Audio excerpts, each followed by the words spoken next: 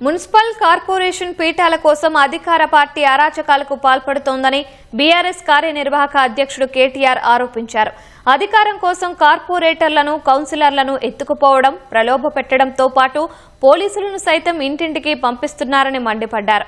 తెలంగాణ భవన్లో సంత్ సేవాలాల్ మహారాజ్ జయంతి వేడుకల్లో పాల్గొన్న కేటీఆర్ పూలమాల వేసి నివాళులు అర్పించారు.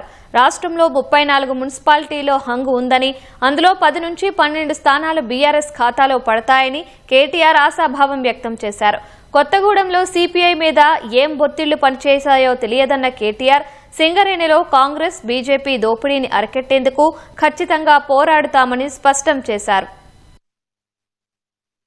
మేము సింగరేణిలో ఉండే కార్మికుల ప్రయోజనాల దృష్ట్యా సింగరేణిలో జరుగుతున్న దోపిడీని నిరోధించడానికి అని నేను క్లియర్ గా చెప్పాను. అక్కడ బీజేపీ, కాంగ్రెస్ ఇద్దరు కూడా వాళ్ళ సింగరేణి దోపిడీలో భాగస్వాములై వారు సింగరేణిని దోచుకుంటున్నారని చెప్పినా ఇవాళ ఏఐటీసీ లాంటి సంఘం మరి సిపిఐకి అటాచ్డ్ ఉన్నా వారు ఏ కారణం చేతనో ఒత్తుకొప్పుకున్నట్టున్నారు. మరి వారి మీద ఏ ఒత్తిళ్లు పనిచేసే నాకు తెలియదు. కానీ ఎవరు కలిసి వచ్చినా కలిసి రాపోయినా సింగరేణి సంస్థ ప్రయోజనాల కోసం, సింగరేణి కార్మికుల కోసం గతంలో ఎట్లా కొట్లాడామో, గతంలో వారితో ఎట్లా ఉన్నామో భవిష్యత్తులో కూడా అట్లాగే ఉంది. ఇవాళ దాదాపు 34 చోట్ల హంగు ఉంది. సరే, అక్కడ చాలా అరాచకాలు చేస్తా ఉన్నారు కాంగ్రెస్ వాళ్ళు. మా కార్పొరేటర్లు, కౌన్సిలర్లను ఎత్తుకొని పోవడం, ప్రలోభ పెట్టడం, పోలీసులను ఇంటింటికి పంపడం, గుండాలను పంపడం, రకరకాల కార్యక్రమాలు చేస్తున్నారు. ఇంకోటి ఇప్పుడు ఎక్స్ అఫిషియో ఓటు విషయంలో కూడా స్పష్టత రాలేదు. ఇంకా కొన్ని మున్సిపాలిటీలు మా ఖాతాలో పడతాయి. ఇప్పటికే 17 క్లియర్ గా ఉన్నాయి. అధికార పార్టీ అరాచకాలు, అధికార పార్టీ ప్రలోభాలు, అధికార పార్టీ యొక్క ఒత్తిళ్లు ఇవన్నీ తట్టుకొని మరి మా కౌన్సిలర్లు, మా కార్పొరేటర్లు పాపం వీరోచితంగా కొట్లాడుతున్నారు. చూడాలి రేపు ఏమవుతుంది అనేది చూడాలి.